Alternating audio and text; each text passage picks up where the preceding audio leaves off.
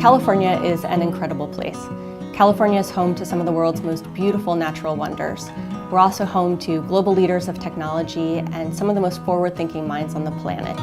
California is really a worldwide leader in bold public policies and a shining example of innovation at its finest. Given all that, it's no surprise that California is blazing a trail towards 100% renewable energy.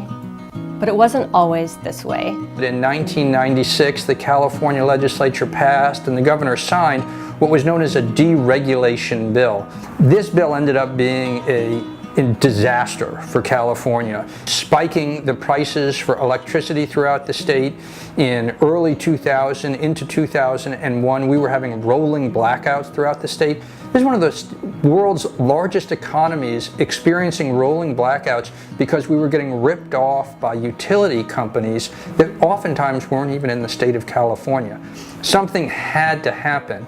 Now, the governor and the legislature's first reaction to this was, oh great, let's build more power plants. This was obviously an idea that the coal and the natural gas lobbyists were trying to push on as going, here's an immediate solution to your problem. The Environment California Research and Policy Center knew that this would not only not solve the energy crisis, but it would further exacerbate the problems that we were having with global warming. So we knew that in order to combat climate change and to address our energy crisis, we needed to aggressively promote clean energy options like solar power in the state. California was generating just a fraction of 1% of its electricity from the sun, but we wanted to change things. Unfortunately, while solar was incredibly popular with the public, elected officials, editorial boards, reporters, others still saw it as sort of solar was for kind of Malibu millionaires or for people who wanted to live off the grid or for the space station, and it wasn't quite ready for average people, average Californians. And that's what we had to overcome. Our vision was for solar power to become a mainstream energy resource. We knew that it would be difficult, not only because solar was seen as a boutique resource, but also because of powerful opposition from entrenched fossil fuel interests which wanted to continue with business as usual. And the utilities hated solar power. So our initial challenge was to change the narrative so that solar could flourish. One of the first things that we wanted to do was to meet with some of those bright minds that we have in California, some of the forward thinkers, some of the technologists. We partnered with economists and technology experts to help bolster our case for solar power.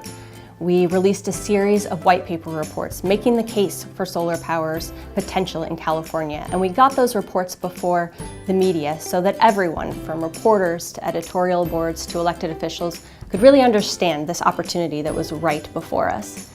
We worked with hundreds of other environmental groups and forward thinkers about ways that we could adopt the different policies from around the world and make them work in an environment like California. And obviously, one of the most important things that we did is knock on millions of doors throughout the state of California and just have a face-to-face conversation with people and remind them, here we are where we need to change our energy policy, and the solution is shining on our roofs and on our heads right now, and encouraging these people to get involved.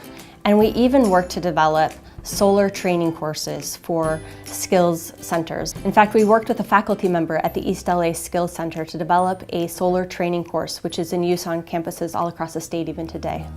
All of these pieces came together to create a tapestry of people all across the state who were absolutely in favor of solar power, excited by its potential, and wanted to see it grow.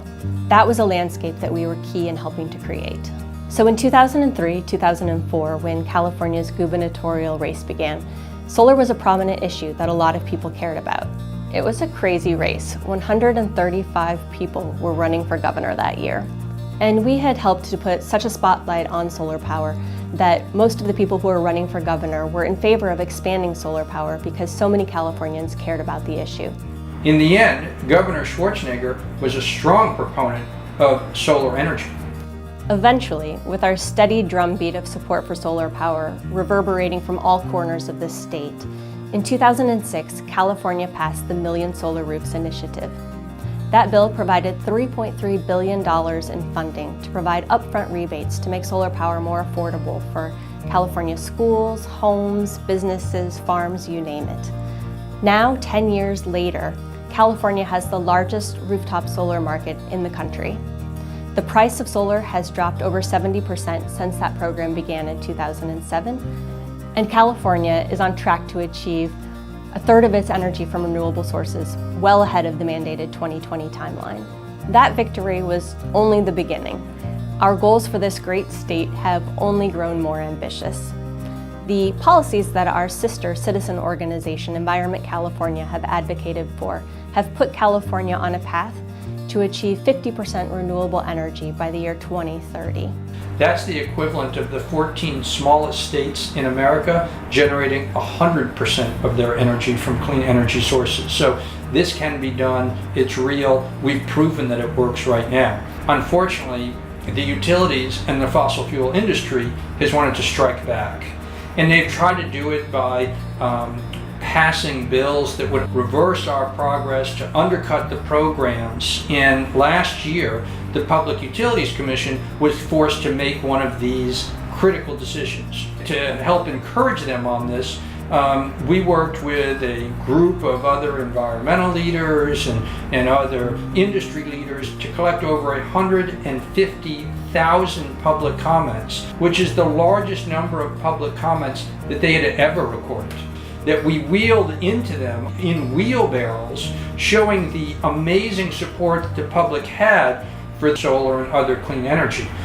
We'll never be able to solve the problems of global warming until we do two things. One is we have to make sure that we generate all of our electricity from clean energy sources like wind and solar, and in California we're proving that you can do that.